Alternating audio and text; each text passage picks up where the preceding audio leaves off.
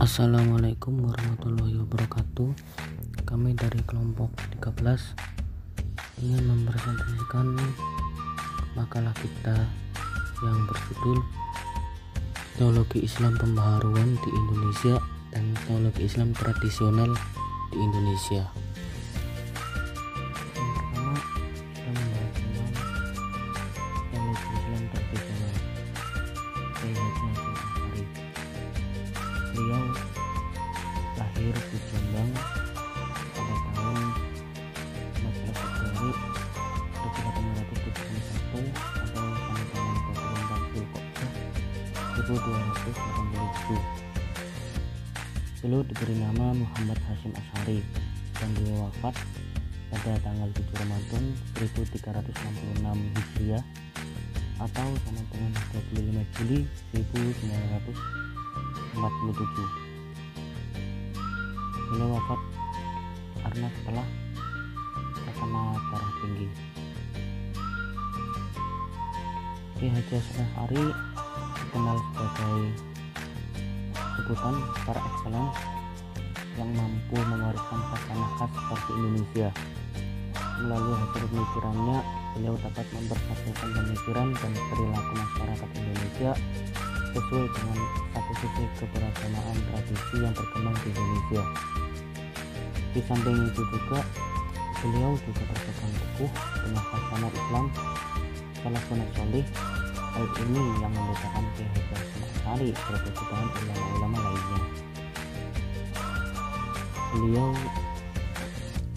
menggali ilmu di pesantren, terlebih lagi dari lingkungannya sendiri, lingkungan keluarganya yang dikenal sebagai pengasuh di pesantren, dan juga kakeknya pun begitu.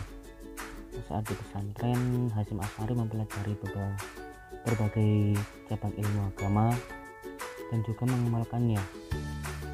Hal inilah yang membentuk karakter Kiai Haji Hasyim Asy'ari yang tekun dalam mencari ilmu, dan juga beliau sangat sederhana dalam menambah ilmu. Selain di pesantren, beliau juga melanjutkan pendidikannya ke Mekah. Beliau berangkat ke Mekah bersamaan dengan keberangkatan haji. Di saat waktunya pulang, beliau tidak langsung pulang ke Indonesia dan memilih untuk menetap beberapa bulan di Mekah untuk mendalami ilmu agama. Lanjut, teologi Islam Kiai Haji Hasyim Asy'ari. Pemikiran keislaman beliau terbagi dalam beberapa bidang, yaitu pertama tasawuf, kedua teologi dan fikih. Dalam pemikiran Islam, hanya Kiai Haji Hasyim Asy'ari yang menggunakan corak tradisional. Corak tradisional inilah dipandang sebagai suatu ajaran yang diajarkan oleh para wali songo yang menyebarkan agama Islam di Pulau Jawa pertama kali. Lantas kenapa Kiai Haji Hasyim Asy'ari membangun organisasi Islam terbesar di Indonesia, yaitu Nahdlatul Ulama, yaitu ingin tetap mempertahankan corak Islam tradisional tersebut, karena orang Islam tradisional ini sudah tergerus oleh paham-paham modernis. Maka beliau Kiai Haji Hasyim Asy'ari ingin tetap mempertahankan corak Islam tradisional tersebut. Penjelasan Kiai Haji Hasyim Asy'ari dalam meyakini keesaan Tuhan itu ada 3 tingkatan. Yang pertama, 1. Pujian keesaan Tuhan. Pujian keesaan Tuhan ini biasanya dimiliki oleh orang awam. Yang kedua, pengetahuan atau pengertian Tuhan.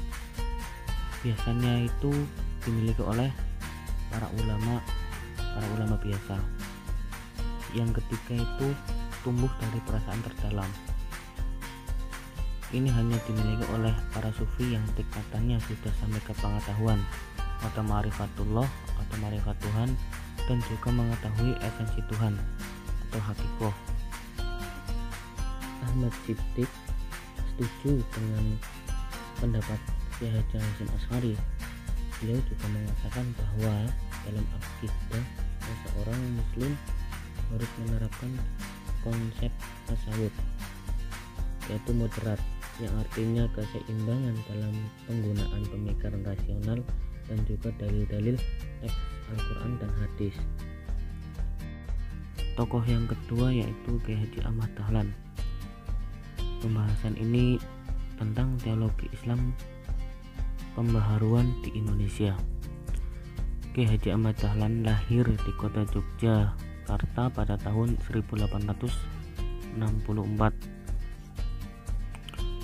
Kiai Haji Ahmad Dahlan ini merupakan salah satu seorang tokoh pembaharuan di Indonesia yang memiliki banyak kontribusi dengan kemajuan agama Islam di Indonesia, dan juga sebagai tokoh yang sangat berpengaruh di Indonesia. Nama ayah dari Kiai Haji Ahmad Dahlan yaitu Kiai Haji Abu Bakar bin Sulaiman, dan ibunya Ahmad Dahlan itu bernama Siti Aminah binti Kiai Haji Ibrahim, yang merupakan seorang penghulu besar di Yogyakarta.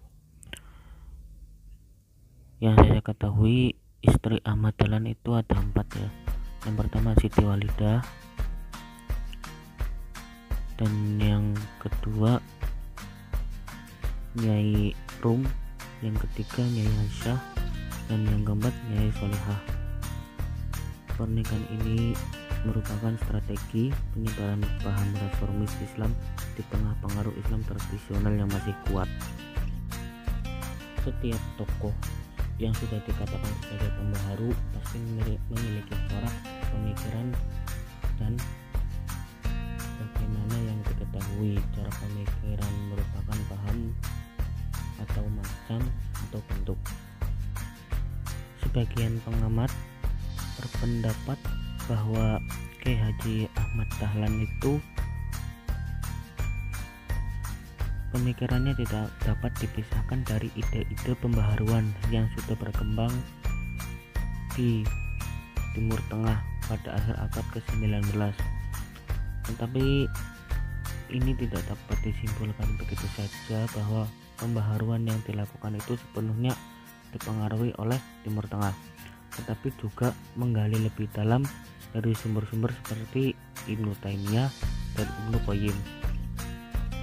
Selain itu, beliau juga menafsirkan Al-Quran dan hadis dengan konteks permasalahan yang sedang dihadapi di Indonesia. Oleh karena itu, beliau lebih tepat dikatakan bahwa Kiai Haji Ahmad Dahlan hanya menyerap semangat pembaharuan para pembaharu Timur Tengah, khususnya Muhammad Abduh, dengan mengelakkan ijtihad dan menghilangkan taklid, dan kembali lagi kepada Al-Quran dan Sunnah.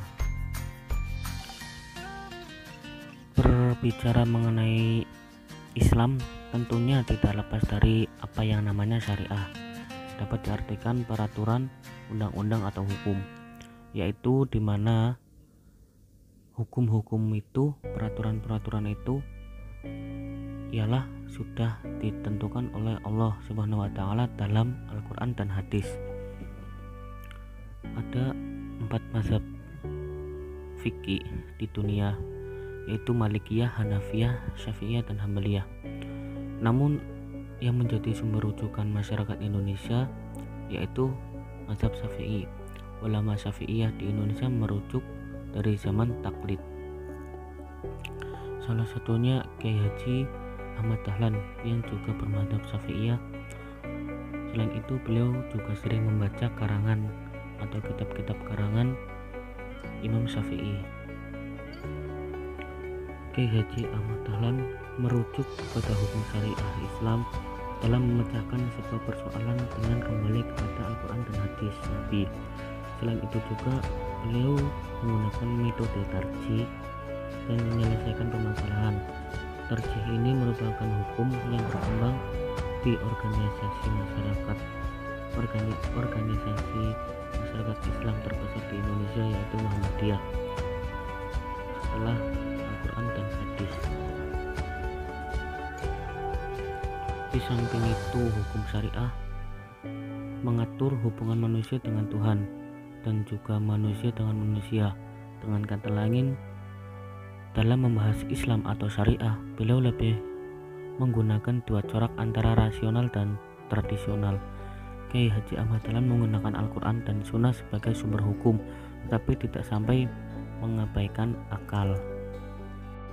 Sekian dari kami dari kelompok 13.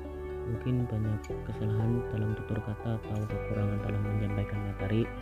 Mohon maaf sebesar-besarnya. Wassalamualaikum warahmatullahi wabarakatuh.